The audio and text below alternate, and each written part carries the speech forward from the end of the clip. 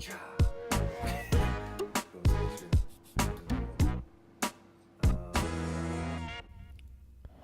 so this is recording too. Okay. Welcome to the show. Thank you. Thanks for coming along. This is Todd Lawson, editor and founder of Mountain Life.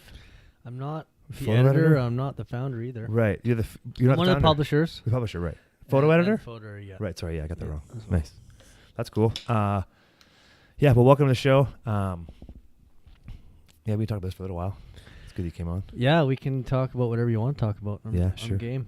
Cool. You want to start with the mag? Do you want to start with that? Do you want to talk about that? Sure. Okay, cool. Yeah.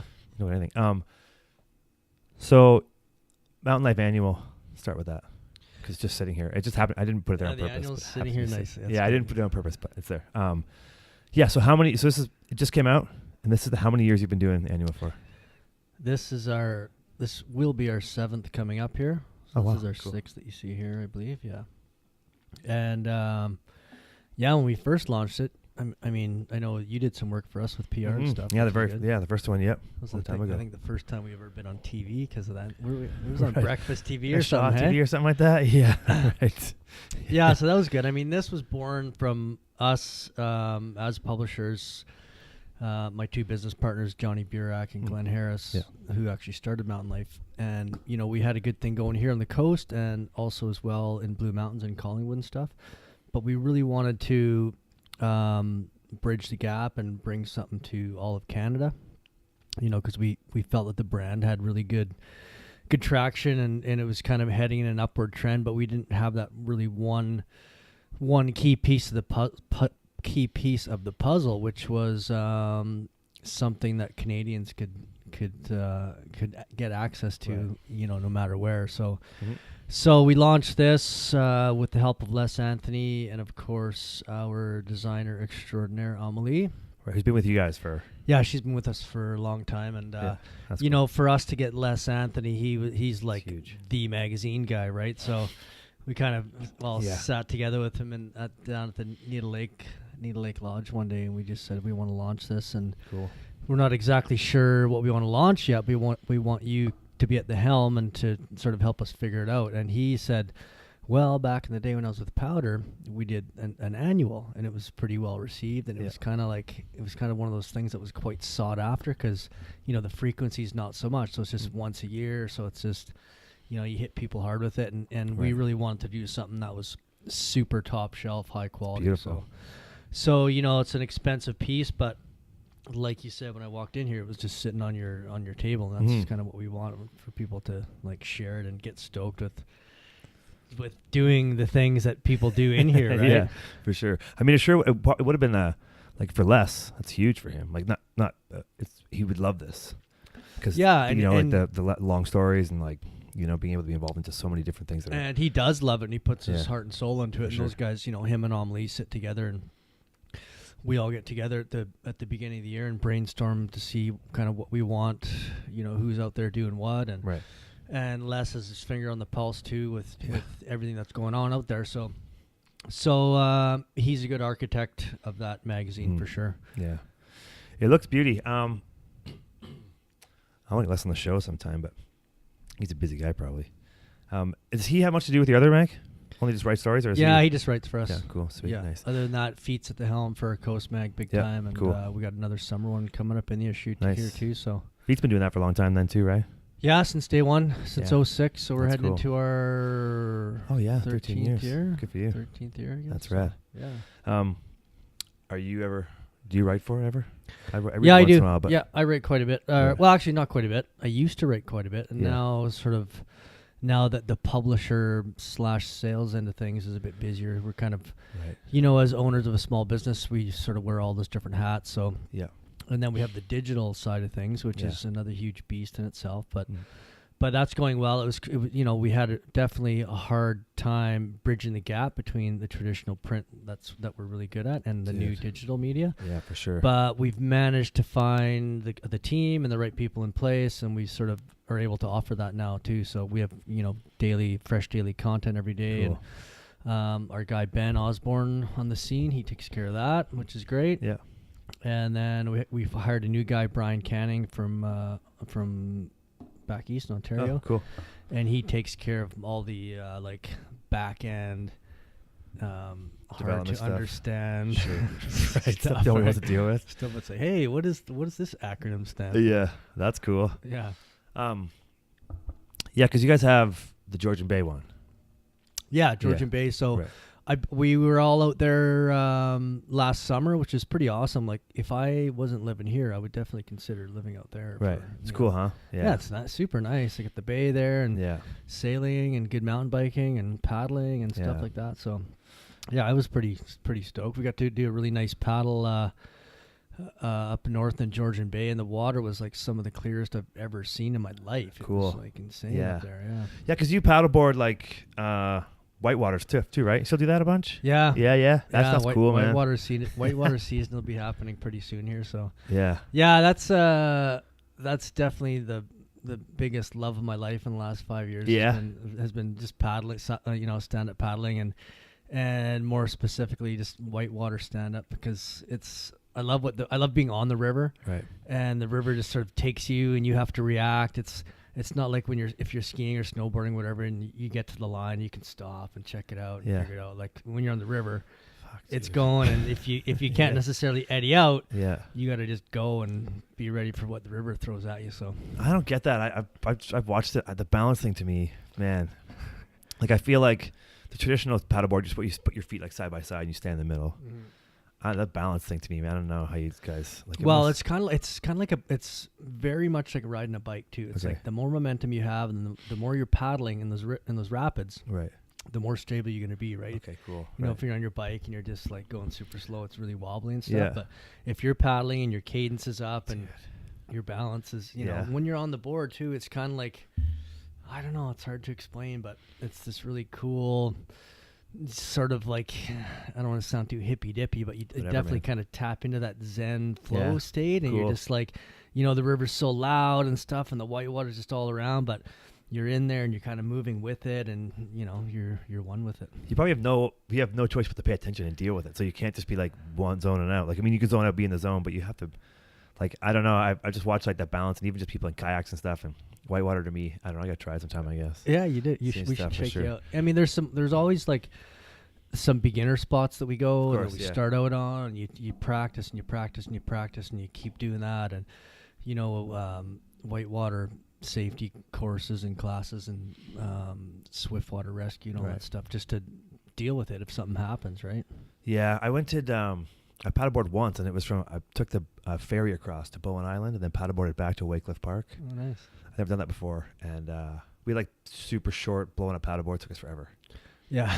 It took us forever, man. It was pretty quiet. Like, it was like in November. It was pretty cold. We had our wetsuits and just like the waist belt. Life jacket thing. Yeah, but it took us a while. We were like, what we were doing. It was a bit of a game. Where I worked at Arc'teryx, they had like, you had to team up with somebody, and they were like, okay, whoever has the best little adventure wins on like a 6-pack or something silly. Yeah. But this guy Matt and I were like, what are we gonna do? I'm like, let's paddleboard from.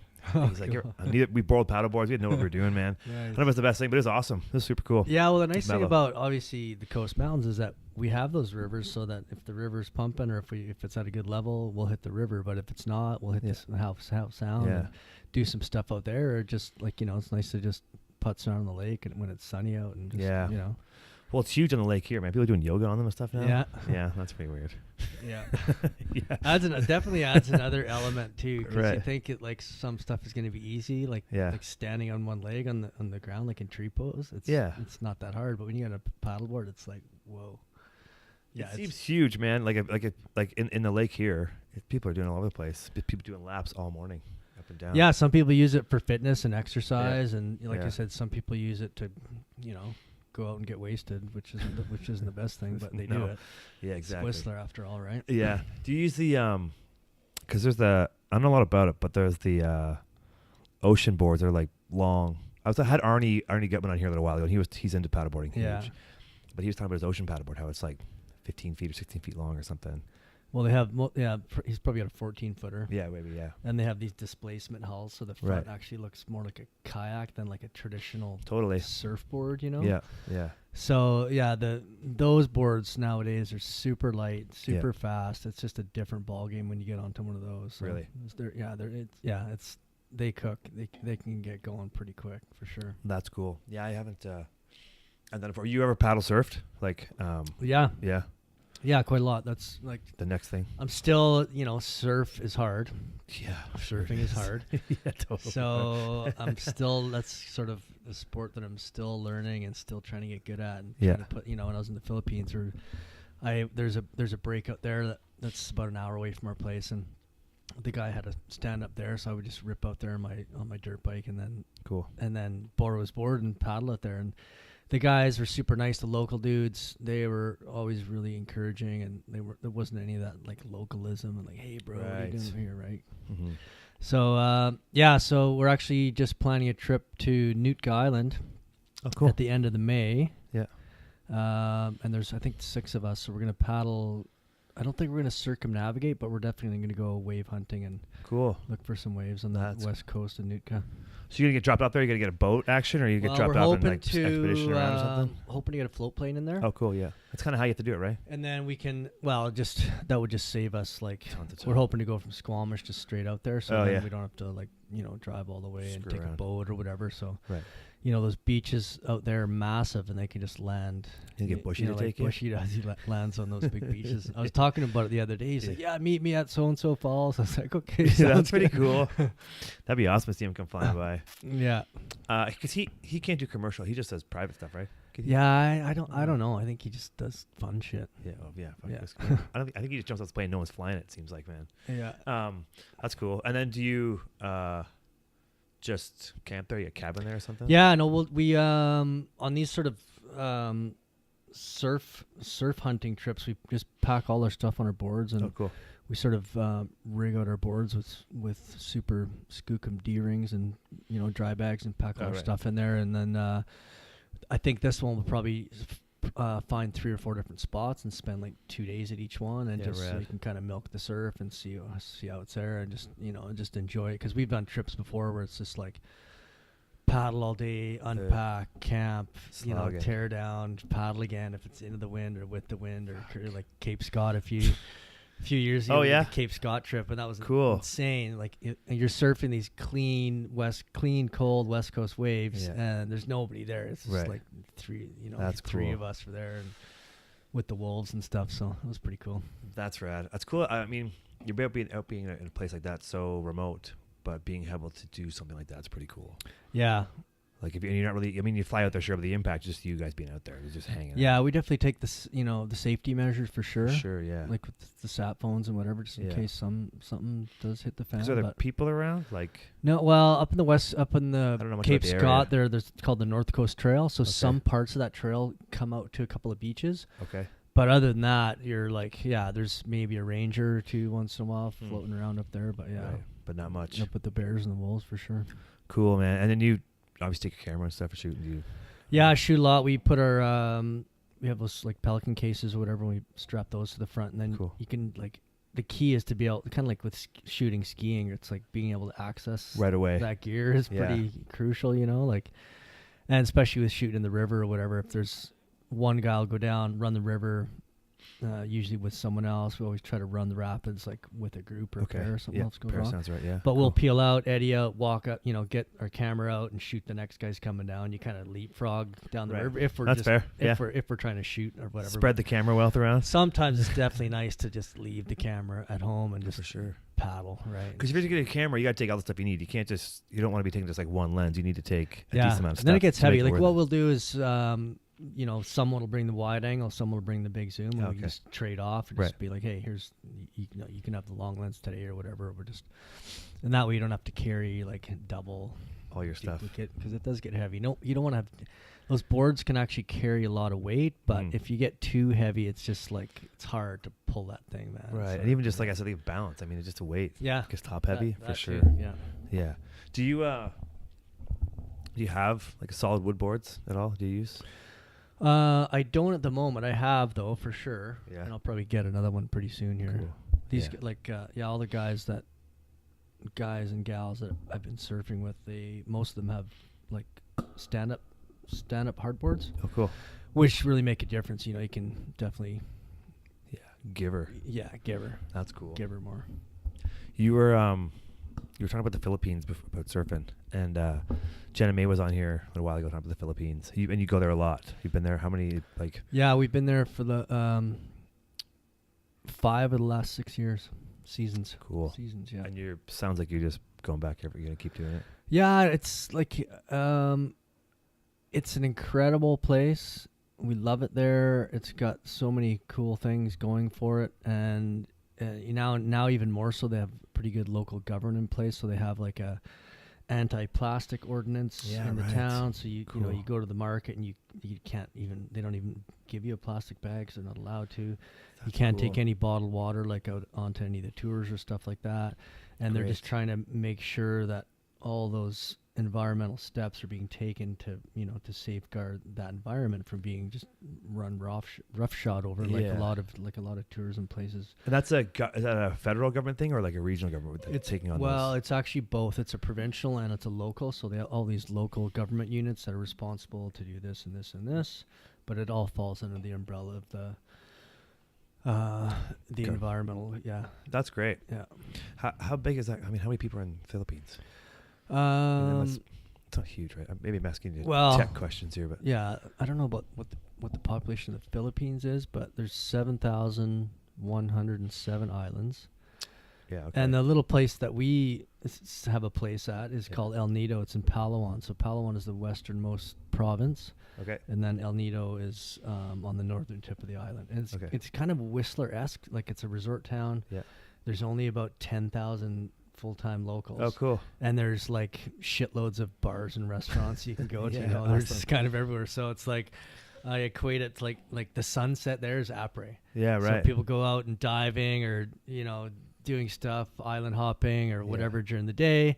You come home and après is sunset. That's it's cool. Pretty wicked. And then sort of in the tropics, 9 o'clock, everything's like done. 9 or 10 o'clock, everything's done. Yeah, right. That's cool. Because it looks awesome. I've just watched your photography get posted while you're over there.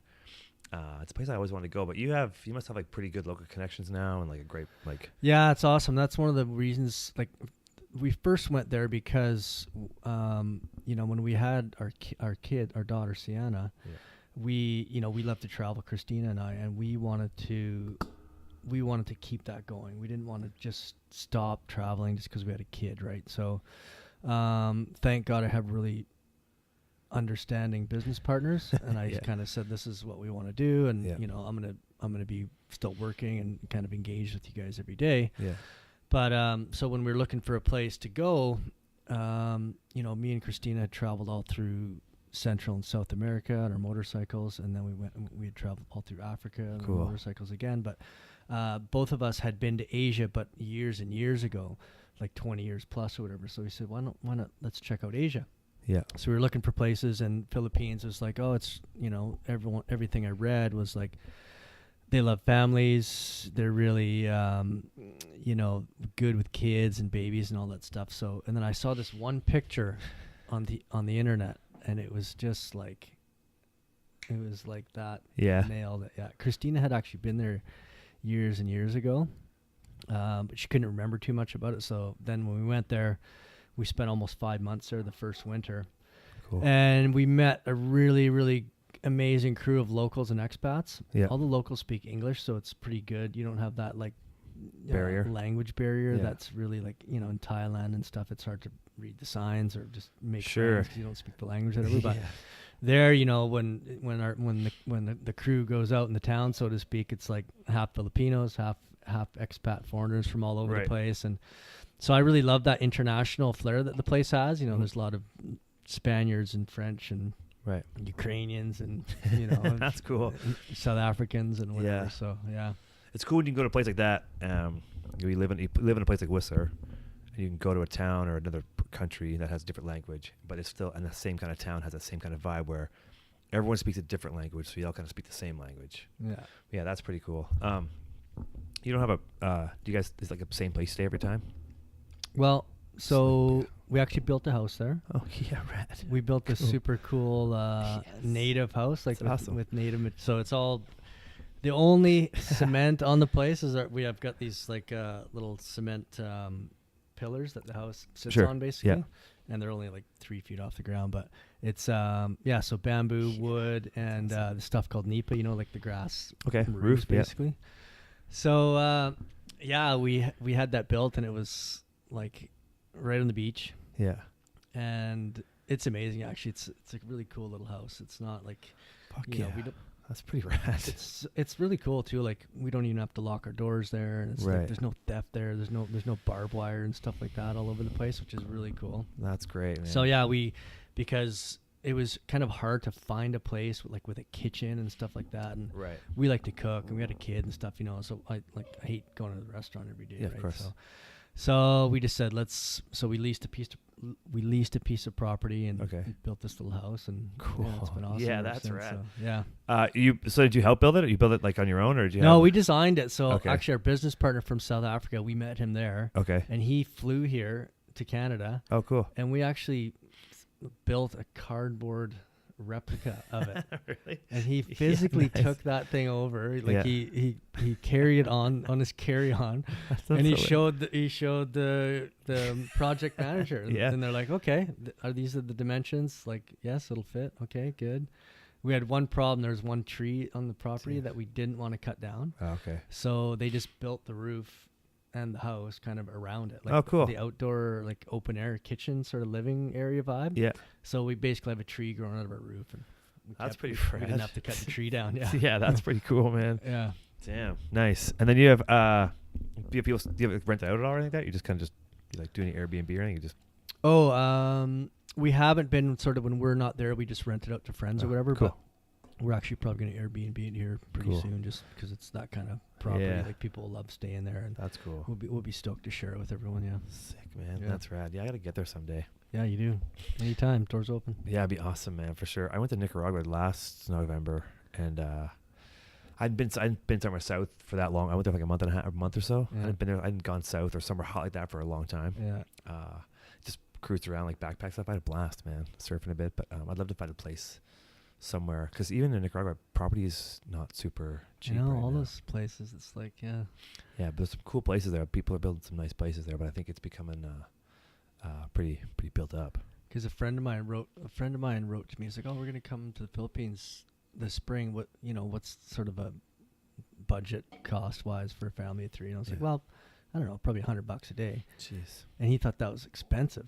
Oh. Right. And I was like, well, it's not 1990 anymore, right? Like places like Indonesia's still pretty cheap, I guess, and some places, but different countries are different. Like you go to Mexico, for example, and it's kind of expensive, right? Yeah, and Costa Rica now too. It's like, wow. I think Mexico's probably the least expensive between. It's cheaper than Costa Rica, I think, in some spots. Yeah, it might be. Yeah. For sure. In my experience anyway, but I mean, you can't really go anywhere for. I mean, there are places that are still inexpensive. I guess Thailand's probably pretty Theyland's inexpensive. Getting up there too. It is, eh? No, yeah, it's getting up there, big time. Right, yeah, because I think it's the most, it's the most, not the most expensive, but one of the most expensive in Southeast Asia. Right. Thailand. I met this couple in Croatia when I was there, and they were from the Philippines, but they lived in Germany. I don't know. It's kind of, to me, it sounds odd to be from the Philippines, live in Germany, but anyway. They were telling me that I should go to the Philippines, but they were also told me that they were traveling around Europe because it's so cheap to travel around Europe. Oh, wow. And I thought that the way they would think about relatively, they would think that it would be expensive to travel around Europe. But they were like, no, it's cheaper to fly than almost to get hotels. So you're better to get on a plane and go somewhere. So they've been in, I guess they flew to Croatia. They go there all the time for like weekends, 2 or 3 days. Take the night flight so they don't have to get a hotel. It's like 10, I don't know, it's like $50 or something. Yeah, it's crazy. So, yeah, but I remember Croatia was pretty reasonably priced for what it is. Yeah. It wasn't super expensive. Well, I think as you go, I've never been to Eastern Europe, but I've heard it's way cheaper, like, as opposed to France or Germany or, one of the for sure Euro vibes. Well, Croatia's super hot, man. Down south, like it's like, like in Hvar, or I don't know how to say it, Hvar, I guess, and Split, these crazy party places. Yeah. Super hot, but the water's like blue but clear right to the bottom. Yeah. And the beaches are like round little marbles, wow, like cool. that, just all white. Wow. There's no like sand, but it's It's not hard. Everything's round and like it's not. You can just walk on it, land, doesn't hurt. But it's like little marbles. Awesome. Yeah, I mean, Bolivia. If you go further South America, you got Bolivia and Peru, which are very cheap and beautiful and like so cultural. And I always encourage people to go down there because people from like West Coast Canadians were kind of hooked on going to Hawaii or Mexico or maybe Costa Rica or whatever. But if you just go a little further south and make that push, it's like kind of a bit more mind blowing down there. Yeah, well, I'm sure it's a lot less. It's probably way more adventurous to get around down there. Because I'd love to check out Bolivia or something like that. Even I wouldn't mind check out Colombia. It'd be kind of cool. Yeah. Yeah.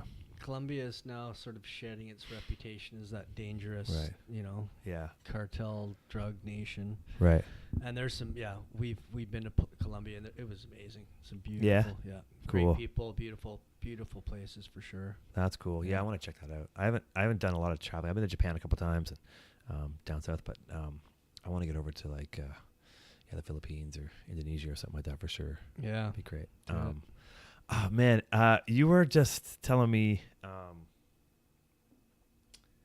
Damn, I can't remember. You were just telling me something about the Philippines and the house you built, and I wanted to come back to it because I thought it was funny. Oh, that little model you built for them. Yeah. Is that? But did that made it easy for them to get it? Like I don't. What? Well, he. Why wouldn't you just? Why wouldn't you use blueprints or something like that? Well, because I guess we just weren't in that sort of stage or like, right. You just build it. Yeah. Okay. So we actually Paul, he's a bit more tech savvy than I am. He's like, I'll use Google SketchUp and we'll just do that, right? So he kind of made some headway there, and I'm a bit more of a hands-on guy. Maybe I like to see it come into my, So anyways, it was quite easy. We just I bought a nice bottle of scotch and we sat there. Glue gun and some cardboard. Totally.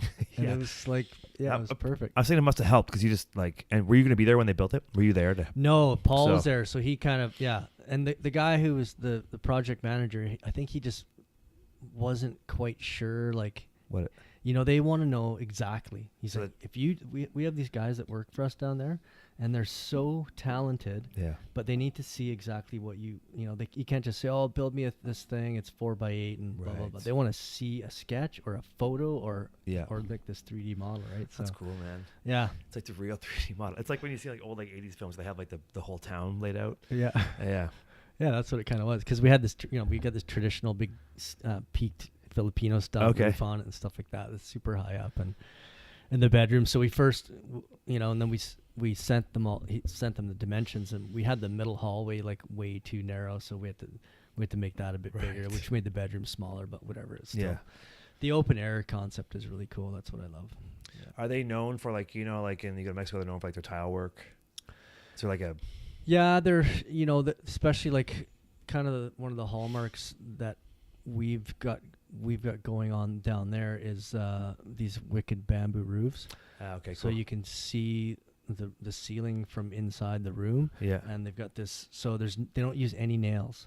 Right. They use this stuff called nylon, which is like, I don't think the Philippines would even survive without it. It's like ultra thick fishing line. Oh, okay, right. So they tile that into place, and then they cover that plastic with rattan. Oh. So it looks super native and good. Cool. And it doesn't budge like an inch. Yeah. It's so tight on there. Like I bet you it flexes too, so if things start to move or like whatever, so it's got some like give to. You probably hear it creaking and stuff, but it's cool. That's it's probably some kind of like earth. Yeah, they're not so like soundproof. No, which is the only one drawback because there you can hear a pin drop anywhere. It's like it's not like here or whatever, right? But oh man, you can hear a pin drop in this place. I think the guy upstairs, he's got like 2 horses up there probably, man. Every like 3 days, like wham, wham. I'm like, what is that noise? I think he sells wine. He's like a wine salesman. Yeah. I think he must be corking the bottles up there with his shoe. I don't know, man, because it's so loud. Like it's like these. Anyway, yeah. I don't think it's much better in this building. That's for sure. So yeah. Hey, congrats on another successful rendition of Intersection. You produced that? Yeah, man, for sure. I didn't. WSSF, I guess. Yeah, the festival this year. I judged it the first year, and then I hadn't really been involved in a while. Mm-hmm. And then I just got a call, just Kristen, KR, just like, hey, do you want to do this? And I was like, yeah, that sounds like cool. It'll be fun to get involved again. But yeah, dude, I think that's been a bit of it's been a rising star over the past few years, that event. Like, I think it started off medium pace and it kind of built its way up over time. But this year was, it was huge. It was a blowout. It's good. Yeah, it's definitely the most action-packed event of the. I think it's arts event. Of I think it's got the youngest demographic. Yeah. So that's what keeps it busy, I think, right now. What's interesting to me is we were talking about the different levels of business, how busy every little event and stuff, and I think the localness of that event and say 72 Hour, with everybody around, local people doing their work within the area and using their social media to build it up along the way, it gives those events chances to like spread as far as they can locally. Mm-hmm. So it's easy for it to get that big momentum. Whereas like when you have guests that are from out of town, like say like for example, like what you guys do and what the photo showdown does. You mean with Multiplicity? Yeah, Multiplicity. Yeah, it's tough because you have audience or presenters from out of town. Mm-hmm. So when they talk about it on the social channels, it doesn't bounce around through here, right? Yeah. So I think that's what does those events well, for sure. And yeah, I mean, intersections. I mean, the demographic there is it's half the age of the other three events, for sure. But yeah, no, it was great. It was good to see, for sure. Some of those crews put on some serious shows. And that one kid, man, from you were there at it? No, okay. He dropped some line and Los Amigos, the guys who won. The kid drops this line. I don't know if it's PC or not. I probably should have policed that better. But you know when you go on a peak chair and there's that rock face that's right there? Yeah. What's it called? Chopsticks or something? I don't know what it's called, man. It's called it's called Good Luck. Yeah. They trained down it. 3 kids trained down it, and the last kid, man, as soon as he hit the snow, just tomahawked, whack through. I think he broken collarbone, dislocated his shoulder or something like that. ACL, MCL, so every PCL, yeah, whatever. He was on. We got him a ramp to get on stage. Get a little scooter. So but he, I think he had a stress fracture in his tibia. He got worked, and you can hear the sound. It sounds like dropping a brick on the concrete when he hits the snow. Oh. And he was there though. He was pumped. And then their show won. He was crying. He was freaking out. He's in his chair, like, because we got him a ramp. And I saw a video of him on their social media channels. He was like jumping curbs, like because they all go to UBC. It's like jumping curbs, but yeah, they were pumped, man. Well, thank God that ended well, because I'm sure he'll be telling that story to his grandkids one day. Oh man, yeah, he's got his leg in a brace. He said he's like not weight bearing for a while, but man, he's pretty tiny too. Fuck, dude, he hit this stuff. I guess they'll release it, but yeah. Anyway, they won People's Choice and they won overall. Cool. Yeah. No, I thought the fest in general was pretty awesome this year. Like, you know, it's just good to be out in that atmosphere and everyone's having a good time. And I think the variety of the shows, like what you guys do at Multiplicity, where you have like real life people come in and tell these incredible stories that they've been through in their lifetime or whatever, like their achievements or their goals or whatever.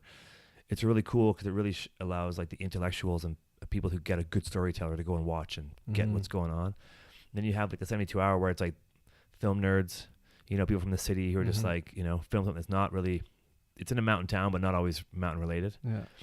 Then you have intersection, and then you have like the globe, like all the different, you know, 4 or 5 sports that get showcased on a regular basis at Pro Photo. Photography, yeah. Yeah. But yeah, you're right. It was a pretty good festival this year. I think it was, I noticed when I walked through the Skiers Plaza, it was busier. Yeah. It seemed pretty busy still, you know. Yeah, we caught the big air, the snowboard big air. That thing was pretty massive. Yeah, and they had a live webcast of that and went to like Europe and stuff too, I heard, for the first time. Yeah, awesome. So, yeah, it's pretty good. No, I think that's the cultural side of that's pretty kind of hard to beat. Yeah, and I hope, like, you know, with what we try to do with mountain life and just try as hard as we can to keep the soul alive in this town and keep that real shit and real people, and you know that's what's gonna keep this town going in the right direction is if we you know people can keep tapping into that soulful stuff and not just be about trying to be an influencer and sell product or whatever. I mean, I'm not trying to I'm not painting out with the dirty brush. I'm just saying, Yeah. you know, if we can do sort of more like, you know, when Greg Long was on stage there, and he's like, I hated the contest, right? He's Sure. like, I just want to go and surf big waves, just to do it, and just because, and just for myself, and you know, to be with my, you know, circle of friends or whatever, and not necessarily have to, you know, like, you know, an end to the means compete to an with end, everybody right? or something. Yeah. So, I think what you guys do, I think what Mountain Life does is great. I mean, there's very few things in this town that are keeping that soul alive. There's very few things that keep that, like that, the foundation of what this town is built on. I mean, I've been around for that long, but hearing him tell a story is kind of like, I think is an example of what the reasons we should be in this town for. Like, yeah, just to have that soul shred, or have that like day where you're just out in the middle of nowhere, or have the day with your friends at the pub, not trying to be, trying to be with your friends, not try to be the best of your friends, you know? Yeah. It's pretty cool. And like, I'm a big proponent too of having just solo days, like just do something by yourself. And I love doing that. Yeah. Like, you know, you're not beholden to anyone. You're just like, you make the decisions on what you want to do and where you want to go. And obviously have your wits about you. Don't do something stupid, but you know, just whatever, let people know your plan of attack and for the day, and just go and do something by yourself. And yeah. Our buddy there, Justin Sweeney, he's always, he's a man of action as far as going solo on stuff, right? Yeah, he's pretty, he's pretty rowdy. Even just for me, like just go on the mountain, like, you know, on Whistler Blackham for like a, you know, soul chair laps. Oh yeah, I love it. But people you see, you have a couple laps with them. Okay, cool, I'm out. There's no obligation to be with them, but you can like ski with them and be friendly with them, and then, you know, catch a few laps and then go. No obligation adventure. Yeah, it's pretty cool that way, man. I think I find myself doing that more than I should. Yeah. And some people do, like some people go to extremes, like you know, Trevor Hunt, T-Dog. Oh. So he's when I don't know him very well, but he's so solo. I was like, like solo madman. Like when his buddy Guy Edwards passed away, he's like, oh, I'm going to do this 24-hour mission up Diamond Head, and I'm going to ski some gnarly line. I'm leaving at 2 a.m, and I'll get up there at whatever time. And I'm just like, man, that's a insane like dedication, man. Even Lamoureux down there.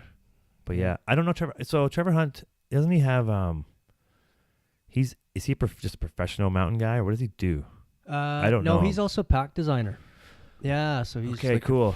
He works with Damien Kelly quite a bit. Okay, those cool. guys have this company called Bad Monkeys Designs. Right. Okay. They do some really cool, like you know, they're basically freelance designers. Yeah. But they'll take on these, you know, all these contracts under the wing and design for Camelback or, you know, Gregory Packs or whoever. And Damien actually just started his own pack with his daughter. Really cool story called Kings Road. Okay. And they just made this one bag called the LBB, and they launched a Kickstarter. And really, yeah, it's going good. And is that common now? Like because I know like some old guys from Arc'teryx, so they have their little design studio. I mean, obviously working for Arc'teryx is different for me, but do you know if that's common where like these little design agencies are helping bigger brands build their stuff? Yeah, I'm not exactly sure how it all works and whatever, but I know it's definitely like, yeah. Seems like Squamish is a bit of a hotbed for that kind of stuff. Yeah. Is that where those guys are located? Yeah. Yeah. Yeah. And I think you'll see more of that of Squamish, just like more of those, you know, sort of tech, you know, outdoor brands making base there, because like this is like the Q&A, or sorry, the R&D mecca. The R&D mecca, right? So it's like it makes so much sense to have home base here where you're going to test and use that stuff every day and get feedback. And true. This is a way off topic. Do you have any do you know about that the CO2 converter thing in Squamish? So I met this guy. I met this guy. Damn, his name's slipped my mind right now, but he was doing the airbag for a while. The landing bag or whatever, like that one that was shaped with the anyway. He said that he's working there, but yeah, it's a CO2 conversion plant or something that makes oxygen or something. I don't really know. Do you know anything about it? Do you have an inside scoop? I don't have an inside scoop. I know that they've just got like $100 million. I don't know if it's a grant or something from Bill Gates. Bill Gates, yeah. So that's positive strides for sure. It's like it's nice to. I'll have another beer. It's nice to that, you know, the big names and the big dollars are coming in for those guys who are smart enough to figure that out. Yeah, right. That's in our backyard. It's amazing. Jeez. So, more people like that in this world are the people that we need to help us with this transition from. And I think they're in these parts of the world where it's like the nature's right beside you and you really take in what happens around you and you're like, okay, you're more aware of depletion of nature around you when you're in it. Yeah. So if you're an engineer or something that just happens to live in the mountains and loves climbing, you're like, hey, you know what, I probably make this air cleaner by doing this. And then it's pretty cool to see Bill Gates do something like that too. Yeah. And even little things like on a smaller scale, like our buddy JF Plouffe, who just started a Kickstarter for a book that he wrote, a children's book about kind of the sort of the life cycle of when a plastic bottle gets born in the factory and then how he ends its way up into the ocean. Oh, wow. Sort of, that whole story of taking care of, not supporting that and reducing our plastic consumption too. It's kind of like, personally, it's has a big place in my heart, and I think we can all do more to definitely refuse stuff that's made out of plastic. Like, just don't buy it. Like, it's really hard when you go into the supermarket and it's like everything is almost wrapped in plastic, right? Yeah, I think people also think that they can just recycle. So it doesn't matter what they buy. Well, that's the big, So it's recycle it. Even the people that buy it and recycle it still needs to be reduced. Yeah. I mean, I'm not saying I'm the best person that I try, but just the awareness, just that recycling doesn't mean it's fixed. It just means that you still you have to use the plastic first. Yeah. Yeah, exactly. Like, you get 200 grams of Black Forest ham and they'll put it in a plastic bag, right? Like, I just asked them, I was like, can you put it in paper instead? And they do, but the default is just like, here's a 200 grams bag. is one sandwich. Yeah. For you. Yeah. I was going to ask you this. Remind me about this too. When you're talking about in the Philippines, they were saying they banned paper, plastic bottles when you go on the boat and paper bags. Yeah. I know that bottled water is pretty significantly consumed over there for just drinking water. So if you're, do you know if they're working on or there's do you notice water purification plants or things happening there? Because if you go in the boat for the whole day, you need to take. Yeah. So what they do for that is just the boat is responsible to bring a giant 20-liter jug with reusable cups or whatever. Cool. So that's already taken care of, right? Now you go to the market and the lettuce, instead of being in a plastic bag or whatever, it's wrapped in banana leaves. It's super cool. And I saw that. It looks way better. And everything. The markets are super colorful there. Cool. It's you don't need to put the grapes in a plastic bag or whatever. And we're so used to it, eh? Stuff. It's insane. Sometimes I kind of have been starting to call people out on their shit. I'm like, do you people posting pictures on Instagram with their happy sippy cup of coffee, right? I'm just like, you know where that thing's going? Like it's going straight into landfill, and it's like we really have to think about it 40 years from now, when my kid is my age. And what's that going to look like with 10 billion people on the planet? Are we still going to be here or? Well, yeah, man. I was saying this earlier. So I think, as humans, our lives will become longer. Well, medication needs to keep us older and let us be better in our older age. But our surroundings will deteriorate if we don't obviously fix them. So we'll be able to get older and endure more, but we'll have to endure more and more because we won't be keeping up with our environment. But I use a reusable cup for my coffee on a regular basis. Sometimes I don't bring it, and I'm like, do I punish myself and not get a coffee? Do I get a coffee? And I'm still like, I'll get a coffee. But I have 6 reusable cups that people give me as a swag or something like that I'm never going to use. So now what? I'm going to put that in the garbage? It's kind of, it's a weird thing, right? There's a big learning of, we can't just, we're talking about, okay, don't use disposable cups, but then to show you're environmentally friendly, as some brands give away paper, plastic reusable coffee mugs, and they buy them in a cheap place somewhere else. It's a really weird circle that we're in, man. And it's hard to decide when you asked if it's going to be better when our kids are older. It's hard to say for me. I don't really know. Yeah.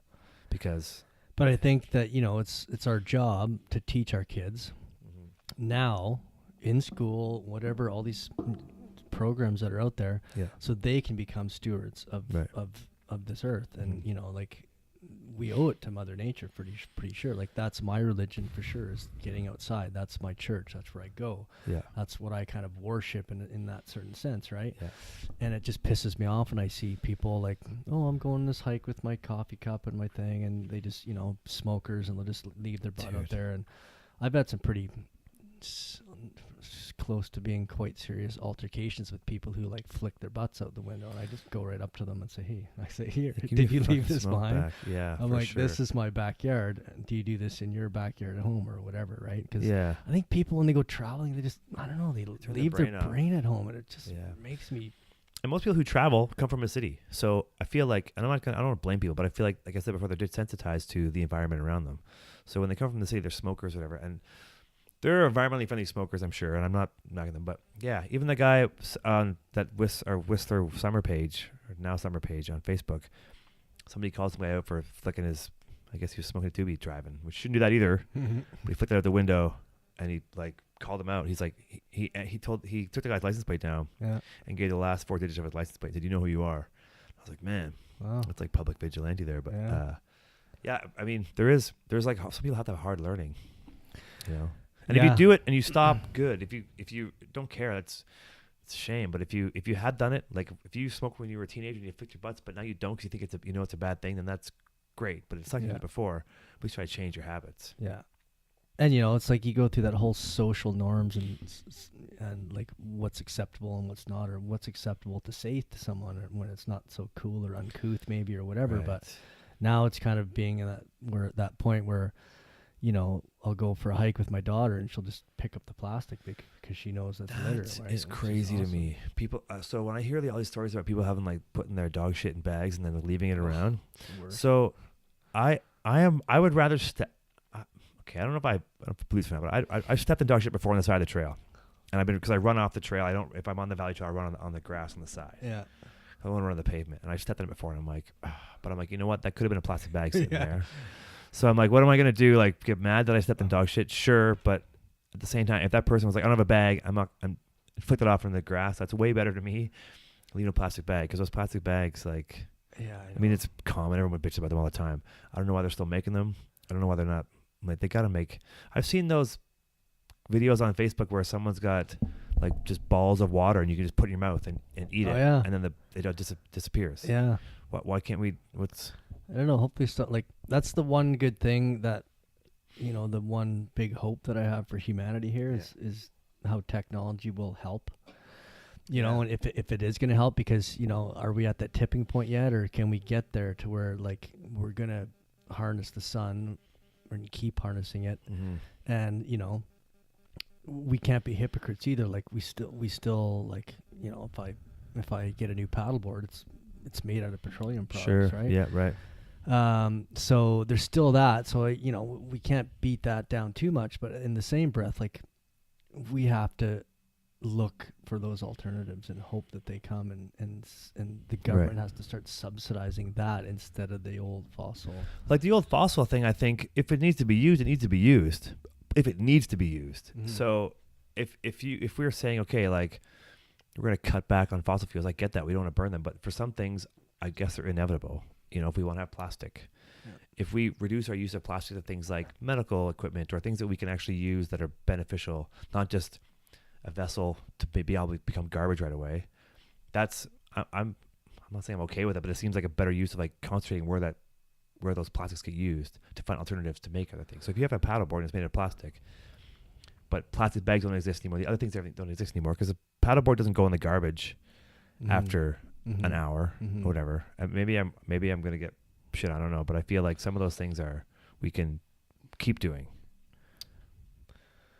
But it's the forks and I know what you're getting. For sure. Because it's like quite sad to see. It's almost like every week now we see dead whale washed up on the beach, found 20 kilograms of 20 kilometers of plastic. Probably the same. It probably has 20 kilometers of plastic. No doubt. Fuck.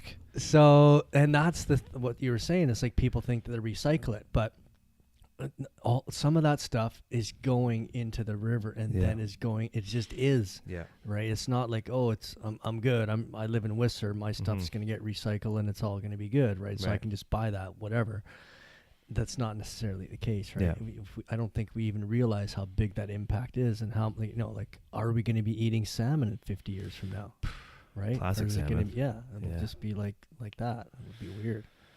Okay, I have a question for you. Salmon. I'm going to go off track here for a second. Yeah. So fish farms, bad idea for sure.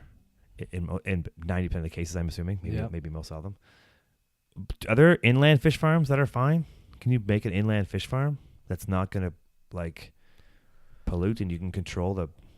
I don't know. I'm not a biologist, but I'm just curious. I don't know. They're all bad, right? I guess. I think anytime you're trying to play God, there it's weird. The circumstances probably, are not going to be in your favor, right? So, I mean, I just think about it as far as pollution goes, and as far as like animals in the ocean. Like, if we just keep fucking doing this, whatever we're doing. I mean, I'm responsible. I'm not saying I'm not, at zero here, but if this keeps happening at the same rate, I mean, we won't even have water to put inland to put fish in to do that. It's crazy. We're gonna have to just become nomadic. Yeah. Hunters. But that's what I was saying earlier. Like, I think the humans will learn. We better live longer, but our deterioration around us, we won't. Like, it'll happen, or if it does. Yeah, because all those people have to go somewhere, right? Yeah. The cities are getting bigger, and that the pollution is gonna keep going. Like, look at China. Like, China's insane right now. Yeah, I have no idea.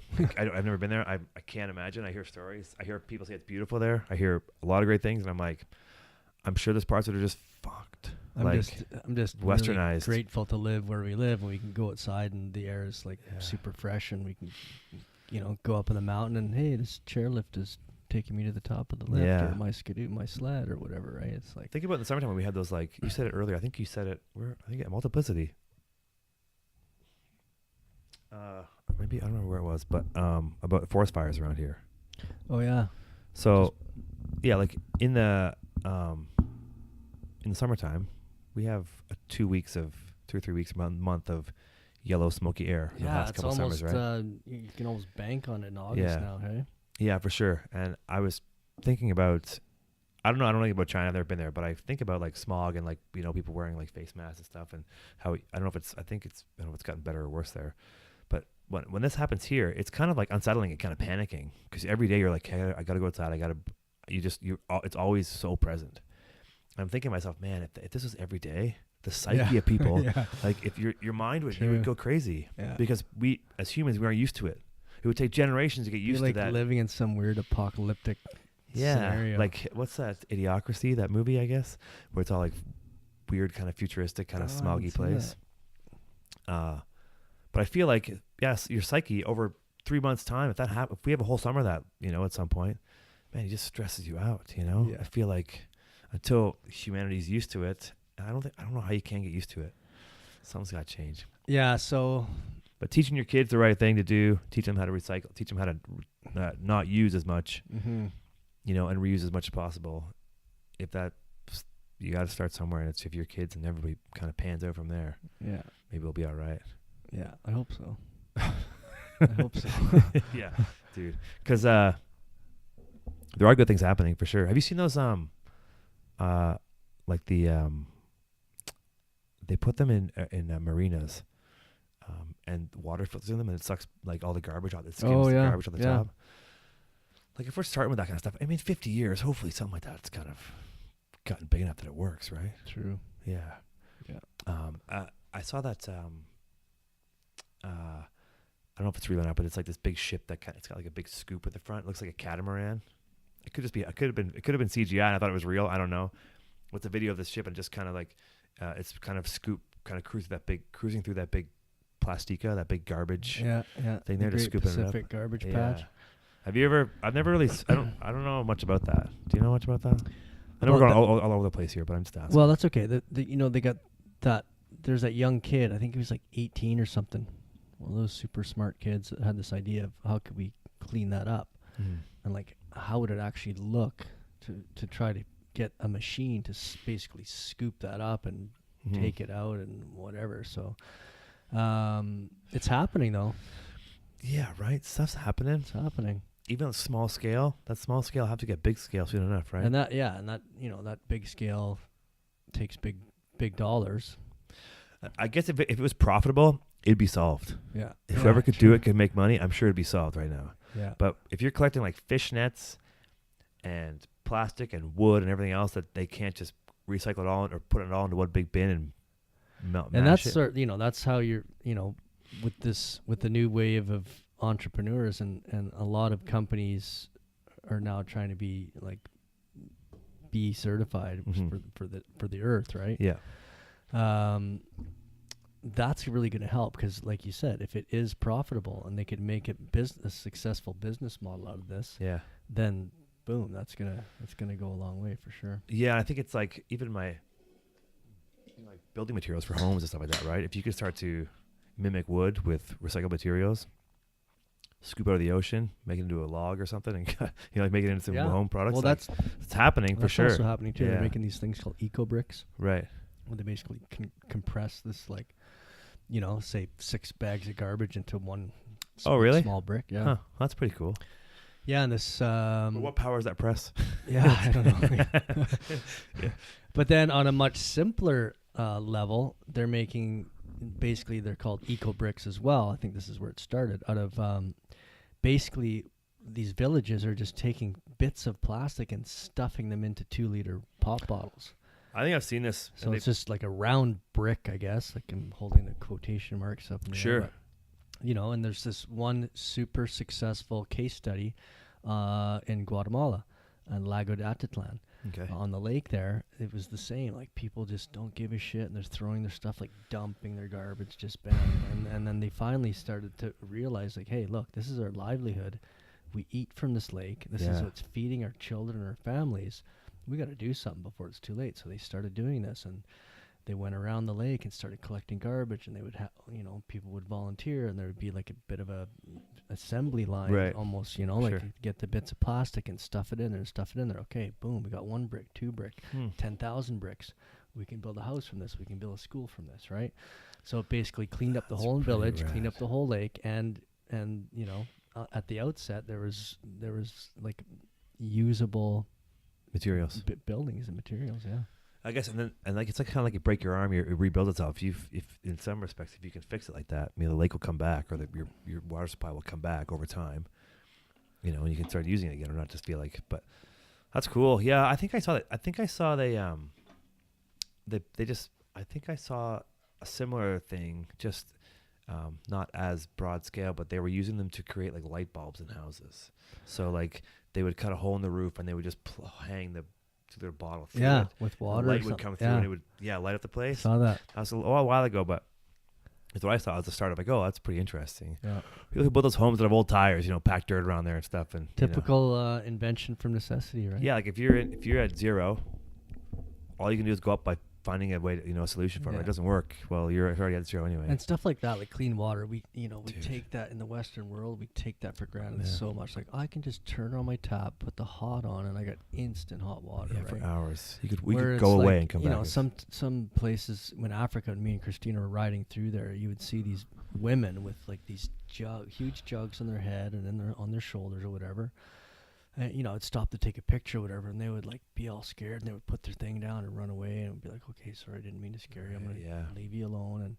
And, they were either coming back from their 6K walk to get water, dirty water. Yeah, actually, might not even be safe water. They're back, right? And it's not like they're just, like, leaving the tap on to, like, wash some dishes or whatever. It's like they want to wash the dishes. It's like, they'll wash one plate and then use that empty water or use that dirty water to wash the next one, and it's just it's pretty mind-blowing how lucky we are that we have those resources where we can just, like I said, turn on the hot water and bing. Right? I hear you, man. I got my appendix out last year before I went to Nicaragua, like 4 days before I left, and I was like, I'm going anyway, I don't care. Yeah. But I was like, oh, when I get there, I'm gonna have to have a shower. So I'm sweaty and hot, and I get traveling. Like, so I was like, I couldn't shower. I couldn't use the shower there because I had a full on like my appendix is open up. Yeah. So I had to like tape it all off, and then I had to use bottled water to clean it. I was like, it was so apparent to me there. I was like, okay, I can't even can't even do this. Like I have to use bottled water to. Oh, because the water wouldn't have been. The water, you could have got an infection from the water. Yeah, for sure. And they were like, I should have gone. I should have stayed home. Yeah. But fuck that. I was meeting friends. I wanted to go to Nicaragua. You're still here. Yeah, totally. And then I went to this place called, it was on Ometepe. Mm-hmm. You've been there before? Yeah. Yeah. This place called Little Morgan's. I love that place. Yeah. Little Morgan's like this little it's like the biggest party hostel I guess there is. But they have fresh water because they recycled water. Party hostel at Ometepe now? Yeah. Oh, it's been there for a long time, I think. It's called Little Morgan's. It's funny you said that because Christina and I met this family from Ometepe. They had like 8 kids or something like that. Super nicest family, but super poor and whatever. Right. We're still in contact with them today. Cool. And she just wrote to me on Messenger or whatever, and she said, "My mom's in the hospital. Can you help us out? Yeah. Because we can't afford these bills and stuff." I'm like, yeah. okay, yes, Shit. yes, I'll try to help you and stuff. But it's kind of cool that. I just actually left Facebook a couple weeks ago just because it was too. Oh, I saw that. Sucking my time too much. Mm-hmm. But it's also I also appreciate how you can keep in touch with somebody and find people years later, and all these people from my travels that I'm still in contact with and still friends with and whatever. So it is cool because I the same thing. I just watch people I've met over in different countries, like watch what their lives are like. It's interesting to watch the people live. Yeah, it opens your eyes to what other people are up to. My brother and I went to a surf camp in Tamarindo a long time ago, and he still goes there a bunch. And they met this photographer guy, Raphael. They became friends with him, and he's like, "I need a new MacBook. Can you send me so I'll buy it and ship it down because he can't get it there, or whatever." Right? But I don't follow him anymore. But I think he stopped doing Instagram. But I would follow him like, "Oh, it's interesting where this guy lives in a town, surf town, in a tourist town. It takes him like 2 years to save up to get a MacBook. He gets it. Yeah. Yeah. But you watch their lives. He's like just a happy dude doing whatever, and it's cool to watch just different cultures and people I got a friend in Japan, my buddy Hiromi. He always takes pictures of food. Mm-hmm. And I'm like, I want to eat that. It looks good. But like that's this thing. It's cool to watch for people that you friends from different.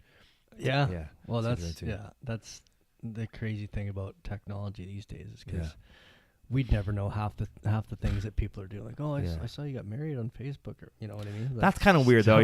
That's kind of weird. It was interesting. But I remember even just when I was younger, just like someone would go somewhere. And you wouldn't know what they were doing until they got back. Yeah. And you're like, what happened? And you had these incredible stories of what they did. I think that's why I think we're having a hard time with storytelling these days. And it's really like these kind of things keep it going because you watch what's happening as everybody does it. So when they come back, you're like, oh, I saw you were in this place and this place. And then the story is no longer what it was, I think it's interesting that it's helping us connect, but it's also taking away like the imagination of when someone tells you a great story where they were. Well, it's also like, so just, thanks for the segue back to storytelling here. But so all of our editors, they do an outstanding job of, trying to curate all these stories and trying to find them and, listening to what people pitch to us and what people are up to and, the evolution of sort of what a typical adventure was, back in the day, like a magazine was like, oh, we went to Verbier and had a great time and here's some killer shots, right? Yeah, right. And now it's it's like, now it's like we're not even interested in that because it's just so sort of almost passé, and it's like now, like especially with the annual, every single feature in this magazine has an issue attached to it, whether it's a humanitarian or environmental or social or something like that. So, we won't even entertain a story that's just like, oh, me and some buddies went here. It's like, okay, well, what's the angle, right? So you got to walk across Africa to get anybody's attention now, right? Never lived in an apartment, never camped before. And that's what, so that's what when we're trying to select the speakers for multiplicity, it sort of mirrors what we do with mountain life. So it has to be we try to select a diverse group of speakers, and they have to have a story to tell. Like we've had athletes in the past and sort of big name athletes, and they're obviously super talented and amazing what they do, and they've had good careers. But sometimes that doesn't necessarily translate on stage to a story, right? Yeah. So I remember when we had Suze Graham on there. Mm-hmm. Sue's, she's a phenomenal athlete, like puts herself out there big time. And instead of saying like, oh, when I was 2, I did this and this is where I am now, and sort of like that chronological type thing, she just brought us right into like, oh, I was on this rock face and it was a ski base jump and I was rappelling down and my hair got caught in the blade of ice. I remember that. And it's just like, holy shit, that is a serious thing. Like, she's freaking out there. She can't really communicate with her partners, you know, and she's like dealing with this thing, right? Yeah. I gotta cut my hair out of the blade device. Dude. So, I you know, was there for that's for like sure. that's a story. Like, you know, like these anecdotes of real life and people getting into these problems. You know, like Yvonne Chouinard said, it's not an adventure unless something goes wrong, right? For sure, right? So, I mean, you plan for something to go wrong. If something goes wrong, you're an adventure. Yeah. Like, people used to use maps, dude. They didn't use the phone. Yeah. Fuck, dude. I remember I think I got to an age in my life where I was either I would have had to use maps, but phones were invented, and I became able to like ease out of using maps, and you could at least print off a map. Yeah. But man, well, that's like, you know, I've never felt more freedom in my life than when me and my brother were traveling in Africa on our motorcycles. Yeah. And we didn't, like, this was 98 or whatever, 99 before phone, or before we had a cell phone anyways. And that's what it was. It was a map. That's all. You just look on your map and you ask people. Yeah. And you really get to know each other. Like, same thing as when me and Christina left Whistler here, and in October 1st, 2004, we had a map. Yeah. We didn't have a GPS. We had no phones. We had none of that shit. And we learned how to speak Spanish because of that, for sure. Yeah, right. We got lost so many times, but because nobody wants to tell you like that they don't know. Yeah. And you can't understand them, so when they lie to you, you even get it worse. So it was sort of like a minimum of 5 times. And going into the cities was really bad because you don't know anything. You don't we didn't really even want to be in the city in the first place, but you got to get shit, right? Like, you got to either find fuel for your stove, or you got to get your visa for the next country or whatever. Yeah. So, you know, cities, it's like I'm allergic to cities. I don't even like going to Vancouver. Fuck Vancouver. Yeah. So anyways, I don't know. I was talking to someone about this the other day. Like, we have phones right now and everyone has a phone. Like, do you think in 30 years from now we're going to have phones, or is it going to be just like something entirely different and they're going to be obsolete? Wow. Well, dude, if that Joe Rogan podcast with Elon Musk and talking about like Neuralink. Oh, yeah. He's saying that like, I don't want to talk about it. He's like, it's scary because he's like, he said in a few years they'll be able to like. You just have to think about something. Yeah. And there's these theories of like people will be like, okay, so say you speak Spanish and don't speak English. Mm-hmm. And I speak English, don't speak Spanish. Mm-hmm. We can have a conversation because we've been downlinked or linked into like a consciousness that just automatically translates what you're saying to me in English. I don't even hear Spanish. I hear English. Wow. I don't know how far along that is, but it's like if we're at Neuralink where you can like put your brain to a computer and like communicate with a computer with just through your brain, and that's like on the verge of happening. How far off are we from that scenario I just mentioned? Like, it can't, 50 years, even 50 years, that's crazy. Yeah. You know, having a phone. Yeah. I don't know. Like we used to, I don't know. Like we used, like now you can use a watch, but still a phone, but you still have to have your phone, but no one uses watches anymore. Really. I mean, it's like a status symbol. Yeah. Or you're older. Yeah. I have 2 watches. My watches are broken. I went to get them fixed. So I use them. Yeah. And I still go like this, but I'll get it fixed. But yeah, I'm older. I don't use my phone. But yeah, like I just I really respect people that don't have a phone. Oh, dude, I don't know how you don't like, do it. But like Jimmy Martinello, he doesn't have a phone still. He won't get one. Really? And he just, because he knows that, you know, he sees everybody else like clicking, tapping, and everyone goes, what do I want to get a hold of you? Well, that's not my problem. Like, well, we just send him a smoke signal. Sure, yeah. Send a dove after him or something like that for sure, or crow in the air. But people think it's like your fault if you don't have a phone. Like you're making their life harder. Yeah. I'm like, no, I'm making my life easier. Well, it's also like people are so much flakier now because they can just send a little text and you don't have to see you don't have to call someone. Just, oh, sorry, I'm running late. I'm not coming. It's just like such a bailout. Oh, I'm furious for this right now. I'm bad for it too. But when you don't get it, when you just text somebody and you need like an answer, if it's like a casual text, hey, blah blah blah, random text, but someone's like, hey, I need what's happening in the next 20 minutes. I need to figure something out. They don't respond to you. You're like, what the fuck? Yeah. And you know, like this, it's the common thing where you just see someone like, you can see their green dot on Facebook. You know they're fucking online. Yeah. You sent them a text, so they're on their phone. But yeah, it's too easy. So I don't know. I think it's like a scourge of society where, you know, you walk into a restaurant and there's 5 out of 6 people like looking at their phones and probably texting each other. Like I hate it. It's just like, well, there's this beautiful mountain in front of you, and the sunset is coming in, and you're like trying to live stream it or something instead of just like enjoy it and just like be. Yeah, I'm guilty of that, man. Sometimes we all are. Yeah, because it's so easy. Like I love my phone because it takes amazing photos, and I like when I'm with my kid or something, it's just in my pocket, and it's just like bam, I can take a photo and I can send it to her grandma. Yeah, that's rad. Boom. So that's a huge deal because then your grandma can. There's that lack of lag is incredible because it helps you. It allows her grandmother to be like, oh, there's my granddaughter on a regular basis. Yeah, but it sometimes just takes away from just like your day to day, like you said, taking a photo from a video of a sunset. I just feel like every day is a catch-22 for us in this day and age, right? Well, yeah, like, and the thing I think is everyone thinks they're on an adventure, and most people aren't. So they're like, look at this. They're like, they are like everyone's showing these things they're doing, and it's like, well, everyone's doing that now because everyone's seen you do it. So the adventures are getting more and more extreme. To be actually considered an adventurer now, you gotta do something tenfold what it was 20 years ago, 30 years ago, in my opinion. But I feel like everyone's kind of moving ahead with like they're getting inspired more and more to do things, and so these far-reaching places are becoming more traveled.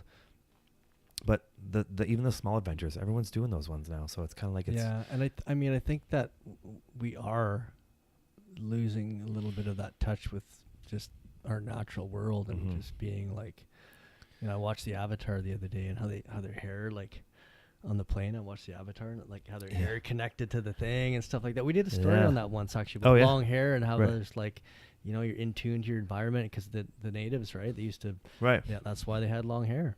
Yeah, you know what? I read that. That's a real thing, right? Yeah. That's a real theory or a thing. Yeah, I agree, man. I had long hair. I know what the fuck's going on. I can sense the You're dirt. in tune. Yeah, man. I just cut it short. I don't feel so smart.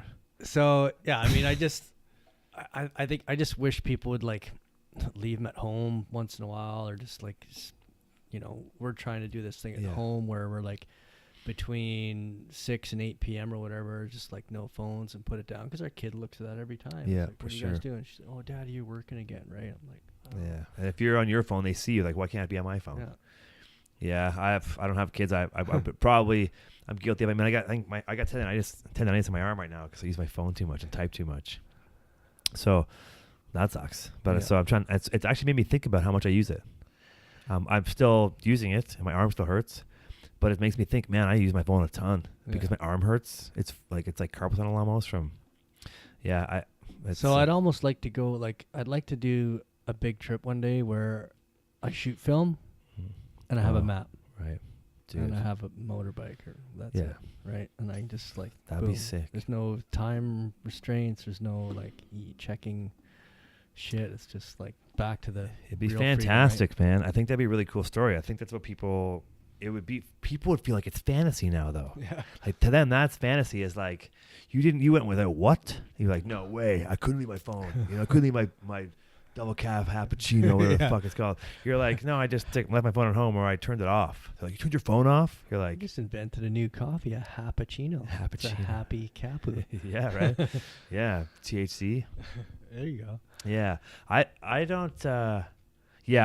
I'm a phone addict a little bit, but yeah, like I said, my arms being sore made me not want to use it. But you said it catch-22 earlier. Like they help us in so many ways. And then they detract in so many ways. You're like, what's the balance? I think it can flip pretty fast. Yeah. I think. But I don't know, man. I think there could be a kid who does this all day.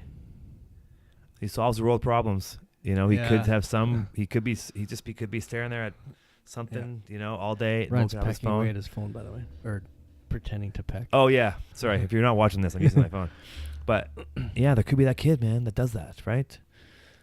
Or who has a best friend who's a kayaker and he does this, which is be strange, I guess, opposite attract, but that somehow they're inspired either way and they do something crazy. Yeah. And they fix the planet. So, but the chances of that, like I said, we talked about, like, if you're close to your environment, you want to try to save it. So hopefully we can get more kids out and people out in the environment. Yeah, I think that's like, you know, again, we're lucky to live in this town and just to see the sky in general where, we have a lot of rad dads and rad moms out there, and a lot of rad people who see that and do that stuff for kids. Like, these Worcester Kids combo camps that happen every summer. And, that's the whole thing, bam. Like, they're not staring at it when they're on their bike and they're hitting that trail. They are not thinking about their phone, I guarantee that, right? No. And that's what we got to keep. That's what we got to keep alive, right? That sense of adventure and that sense of, like, taking away those 4, 5, 6 hours and boom, putting them outside, and they're not going to think about the phone, right? They're not going to even care. You're right. I have a question for you, and this is popped in my head as you were saying this, because I agree with you, the sense of adventure. But do you think that because we can share adventure so much, that we are almost deterring people from taking an adventure because they can just watch an adventure faster? Interesting You know, question. like, I don't know, but you think that, like, we're satiating these people's taste for adventure more because we can just put it in front of their face, they get exhilarated by watching a TV or whatever else, and they don't actually go and do it because they're like, well, what they see looks too hard almost too sometimes now, because what's watchable isn't as easy as it's like not as attainable. Yeah, I think armchair adventurers will always be that. Right. And I think that the people who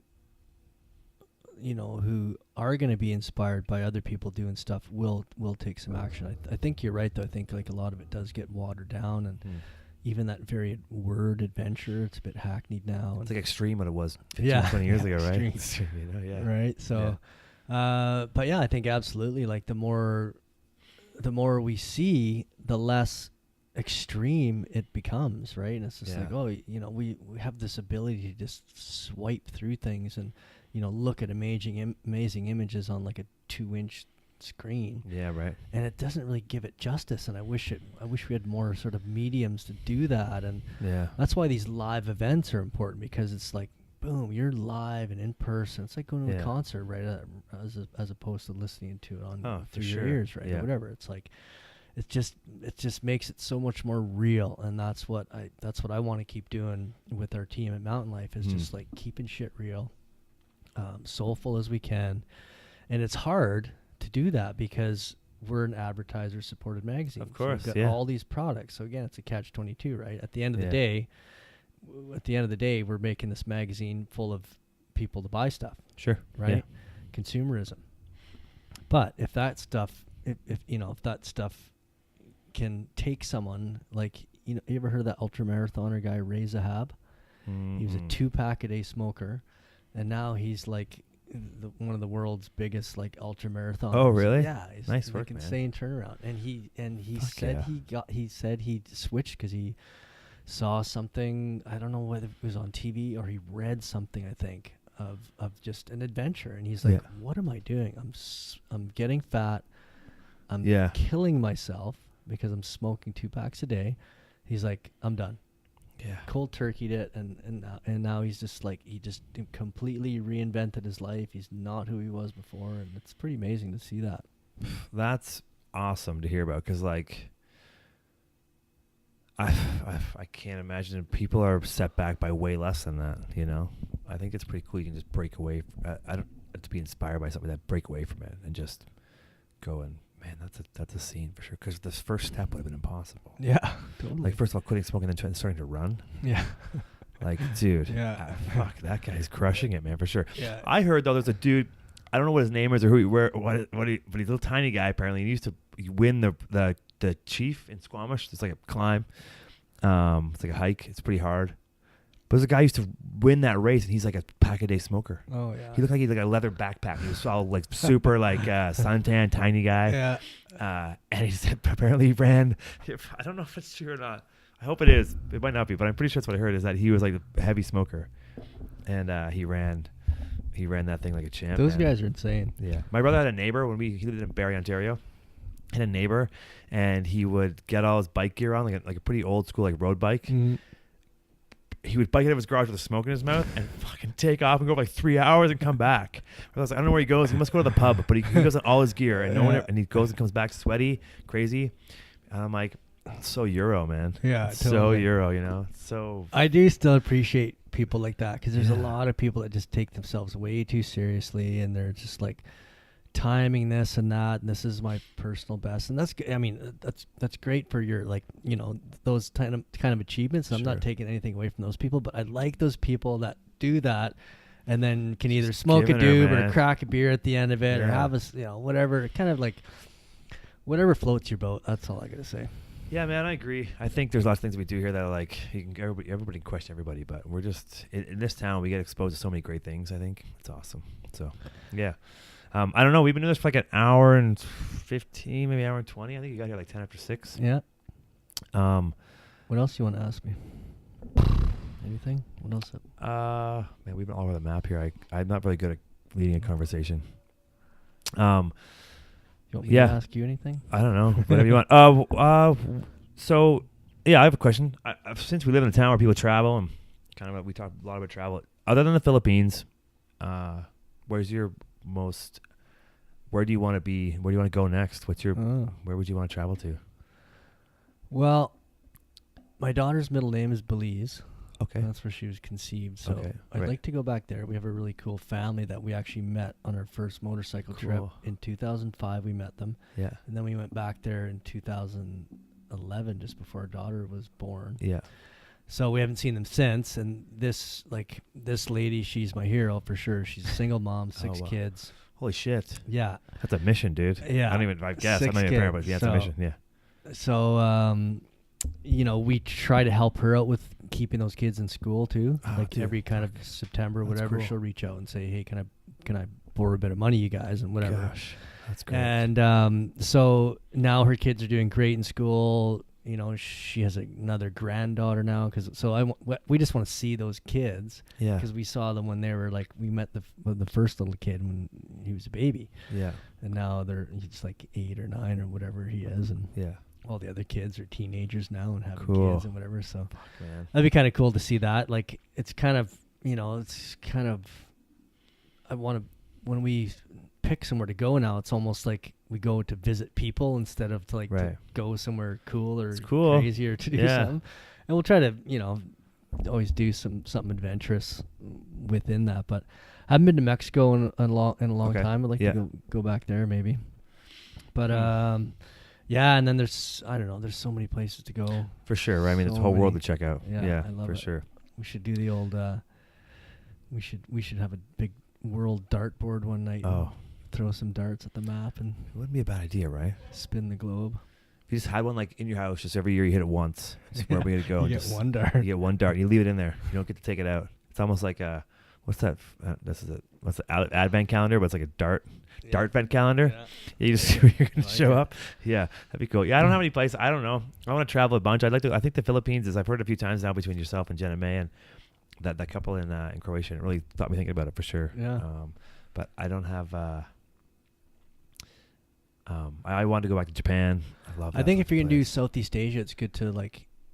I'll probably go my own. Go to Indo and maybe go to Thailand and go there and check it all. Because there's all kinds of different things too. Like, you know, back when I was climbing a bit more, I went to Riley Beach in Thailand. Okay. And that place is just an absolute mecca for climbing. It is. It's like it's so. It's like awesome. Deep water soloing or something. Can you do that? There's deep water soloing there. Yeah, cool. Big time. There's a little bit of that in the Philippines too. Not quite as much because the rock is a bit sharp, but there's definitely some spots that we go. We bring our shoes all the time and you know, paddle out there and go climb some stuff. That's cool. Croatia's big for climbing. Yeah. Yeah. There's like I was there. I was like, they have old like you walk by these huge cliffs. There'll be like cannon windows. I don't know what the fuck they're called. Cannon windows. I don't know what they're called. Like, they'll be like literally rock faces, and because they got blown apart in the 1500s or whatever. So cool. All these ruins, but they have these just huge rock faces, big white rock, and they've got like it's all hollowed out. Oh, and you climb right over the water. Yeah, and there's people. Yeah, for sure. It's pretty cool. I didn't climb, but yeah. Yeah, they have like Greece is big for that. Spain. There's for sure. A lot of places that have. Yeah, Spain's great. Limestone or China's a big mecca. This is one new place that everyone's going to. There's a lot of professional climbers coming out of China. Like, there is huge. Yeah. You hear that thumping? I do hear that. That's my fucking neighbor. Yeah. What's he doing? Dude, I don't know. It happens like every other day. What's that weird noise, right? Like either he's putting like one lopsided thing in his dryer and pumping it. I don't know what he's doing, dude.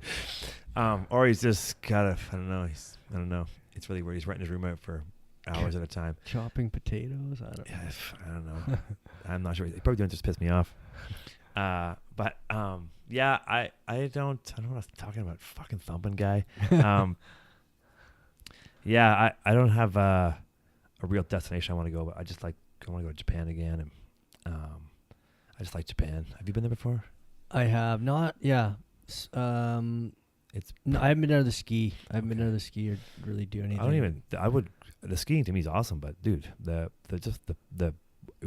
culture. In my experience, when you land in China, this might sound super cliche, but when you land in Japan, you get off the plane, and then you walk into just wherever you are. You're like, cool. I'm mellow. You're not like this. You don't feel stressed where you're going to go end up. Yeah. You don't know what anything says. You're like, what the fuck? Yeah. But you're like, that's cool. Figure it out. It's weird. If I was in even when I was in France, I don't know when anything happens in France. I'm like, what am I doing? But in Japan, I'm like, that's cool. Yeah. No one's really stressed throughout. Like, there's tons of people. Well, that's probably the opposite of, and I haven't been there, and it's definitely one of the places I'm going to go for sure is India. Yeah, I heard it's crazy there. But it's like, from what I've heard, it's like you get off the thing and it's like you're swamped by 100 people. Like, you want a taxi or tuk-tuk or let's go here, right, let's you're go white there. guy. Like, yeah, you're a white guy for sure. White guy with a wallet, right? Fuck. Yeah, and it's just different. I mean, to me, you land in Tokyo, it doesn't really feel much different than you don't know what the hell's going on. To me, maybe I'm naive or not, but landing in like a city in India, is it New Delhi? Is that the biggest? I don't even know. Calcutta, probably, I think. Yeah, biggest city. Maybe, must be crazy busy, because they just drive, right? Like horns are communication, not anger management, right? Yeah. Yeah, so you just drive.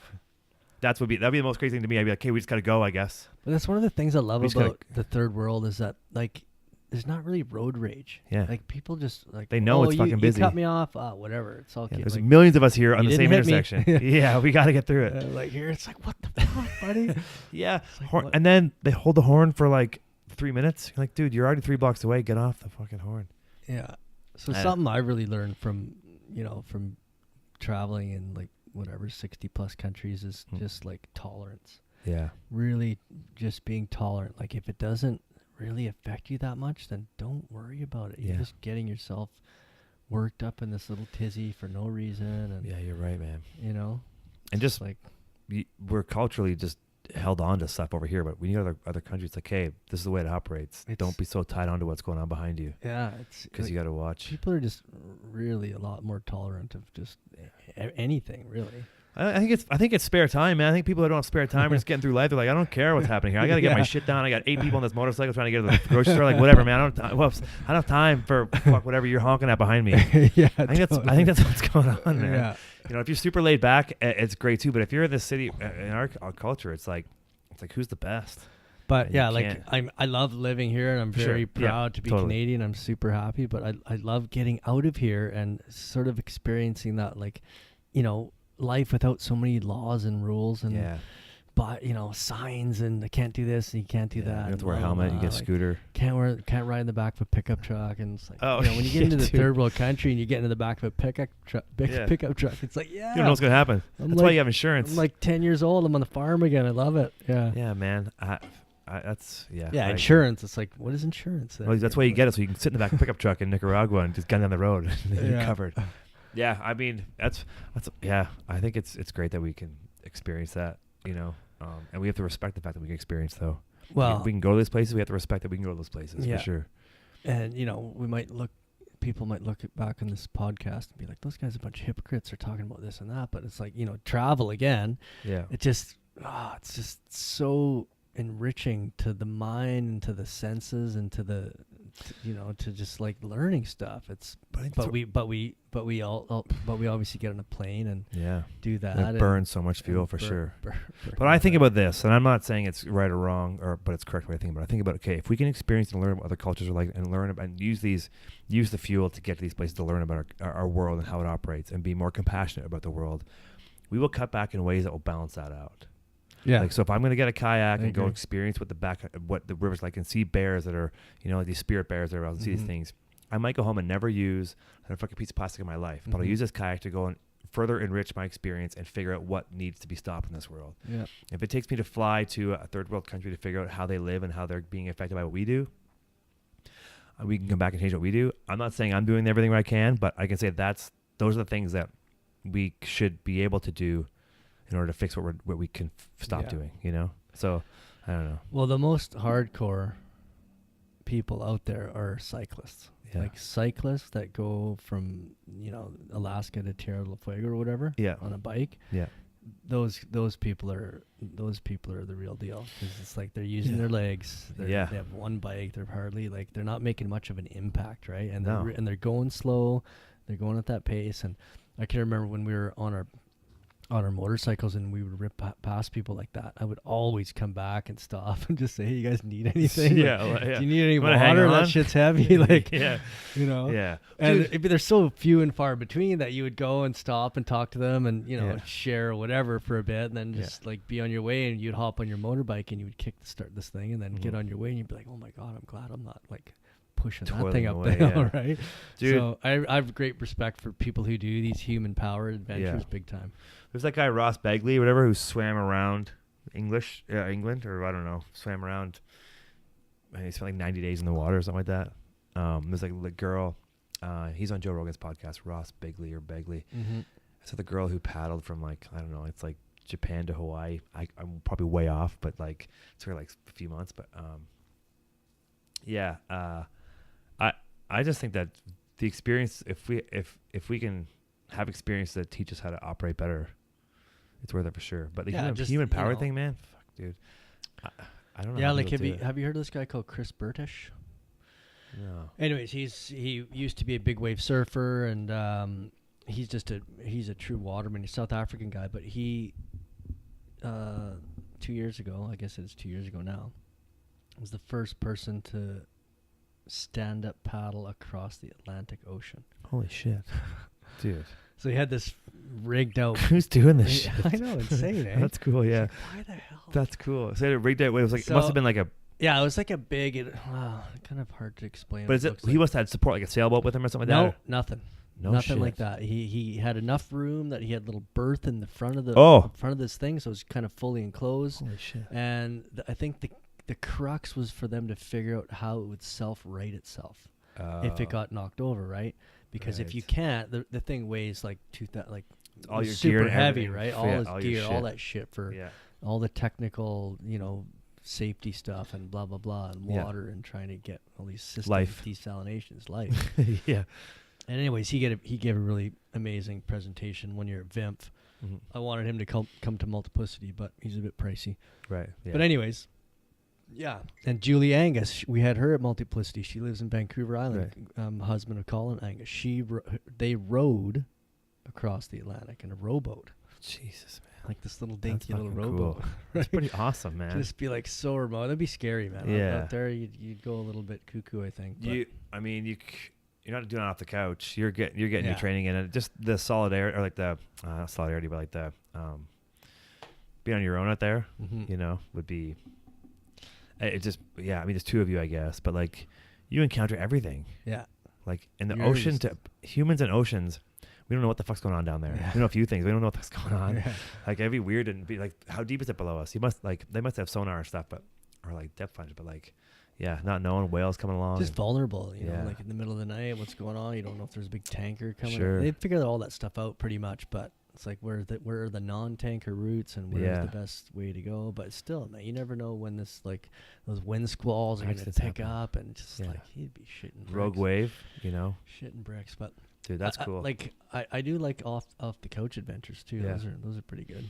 It's good, man. You're like, hey, what do you do today? This, okay, let's go out and do it. And you're like, 2 days later you come home. Yeah, it's cool for sure. Yeah, I there's those hardcore mountain bike folks that love going uphill and cross country and stuff, and that's not necessarily me, but I like it once in a while, Yeah, like if somebody calls me and they want me to do like Lord of the Squirrels or whatever, or like Into the Mystic, I'm like, it's gonna be 3 hours to bike up there. I'll probably pass out twice, but whatever. It's gonna be awesome, man. Coming down, it's gonna be great. Just so you know, I'm not gonna go as fast as you are. I've left early twice. I've left. So my group's like, we're going at 7 o'clock. I'm like, cool. Good. I'll go at like 6:30. I'm like, you know what? I'm not gonna be able to catch you guys. You're gonna fucking whale me. So I'll leave early and go. Yeah, it's good. And what do you think about e-bikes? I was on the island last week, and I went for a bike ride with 2 of my buddies from after work. We were riding this trail called Double D. Got to the bottom, and Wade Simmons is down there. doing a demo with Rocky Mountain. And he had an e-bike. He had a bunch of e-bikes he was demoing. And he said, why'd they invent the chairlift? And I was like, he's like, so you can do way more laps and still get good exercise. I'm like, yeah. He's like, I'm not for or against, but he's like, now you can do 10 laps. He said, let me go for a lap on it. He was demoing them. So I did a quick lap, like a couple minutes up and down. But was it pretty quick going up? Oh, dude, yeah. You put the red light on, and because it's a pedal too. Yeah, but but it's like it's like pedaling in the bathtub. It's like super easy. So it's like super easy, but you have like green, yellow, and red. And these engines, the bikes probably weigh 50 pounds. So I mean, maybe 15, 25 more pounds more than a regular bike, 20 more pounds. And you start pedaling, you put it in red, the highest assisted mode, and you're fucking cruising, dude. Like, and you're uphill. You're not motorbike speed, obviously. I mean, that's ridiculous. But how do I feel about it in general? I thought that was pretty fun. I think I appreciate some exercise, but I also appreciate how easy that would be to do like 10 laps instead of 8 laps or 6 laps. I know it's more wear and tear on the trails. I don't know how environmentally friendly they are. I think they're probably obviously not that environmentally friendly, but with batteries and stuff. But the usability is there for sure. And if it gets people who aren't mountain bikers into it, helps grow sports. It's cool. I don't know. Have you done it? You have one, don't you? I don't have one. Oh. I probably would get one. Yeah, they're not that cheap. No, they're not that cheap. I think he said the Rocky Mountain, the cheapest one was $7,000. Yeah. I mean, it's like getting a carbon bike. It's like getting a carbon non-mountain bike. To me, even like people that spend that much money on downhill bikes or whatever is insane. Yeah, but I love it. Get a pretty nice car for that, or dude. Yeah, of course, man. Yeah, you can get a car and a sled. You can get a truck and a sled for that much money. But I think they have a value for sure. And I think if the engine becomes small, when the engine becomes this big, yeah, it'll be gold. The size of a beer can. Yeah, for sure. Yeah, I think it'll just get there, and it'll be the new, like, you know. Like, weren't people busted cheating for having engines in their little fucking like road bikes and their small little, like some kind of like little support. So if that's happening, maybe that'll happen soon enough. I'm okay with them. I don't know why you wouldn't. My curiosity is, it's still on like an XC enduro kind of bike. I'm like, just give me a full on downhill bike with an engine in the bottom, and I'll pedal up the same trails anybody else would and have an awesome time going down. Like dual crown. Like why make me a bike that's the same as I pedal up now when you could give me a little motor and make my bike way more suspension, everything else, give me the assist up the mountain. Yeah, I think you're going to get, like with any new sort of industry, there's always going to be backlash, and the purists are always going to be there, which is great. We need purists there's a bunch of purists around here keep for sure. things in check, right? Yeah, and they need it because otherwise it'll just get out of control. There'll be gas engines. And those purists are also the ones that are the stewards of what's happening. Like, hey, there's too much erosion. These bikes are too heavy. They're pointing out these sort of things. But if there wasn't those guys, there'd be dirt bikes all over this place. You know. Yeah. I mean, yeah. True. And that's there's this is a great podcast. It's you call it Catch 22 with Ryan and Todd. yeah. Back to the beginning again. Yeah. Never ending. So I mean, it's hard. It is hard, this balance, but. I think just again, like if you want to do that, if that's what you're into, and if you're not causing any direct harm to anyone or the environment, like tread lightly. Yeah. Tread lightly in this world, and the world will be a better place. Balance it out. Whatever you're doing, try to balance it out and keep it as zero as possible. But there we go. Well, yeah, man. Okay, I think we're good, right? Yeah. Thanks for coming along, Todd. Thanks for having having me, buddy. It was great. I'm glad you came along. It was great. Thank you. Thanks for the invite. Yeah, buddy. It's great. You can catch Todd around town. You can catch him. You can catch his magazine, Mountain Life, annual, and you do the other one twice a year? 3 times. 3 times a year. 3 times, yeah. Cool. I don't do my research, obviously. So yeah, cool. Mountain Life Coast Mountain. Yeah, next one's hitting the street on June 1st. Cool. Summer issue. Revolutions. Nice. All right, but we'll check it out. That's the theme of the issue right now. Oh yeah, is there biking in it? There's lots of biking. Yes, I'm sure. Cool. Awesome. Well, awesome. Thanks, Todd. It's great, man. Appreciate it. Yeah, thank you, Ryan. Until next time. Cheers, bud. Cool.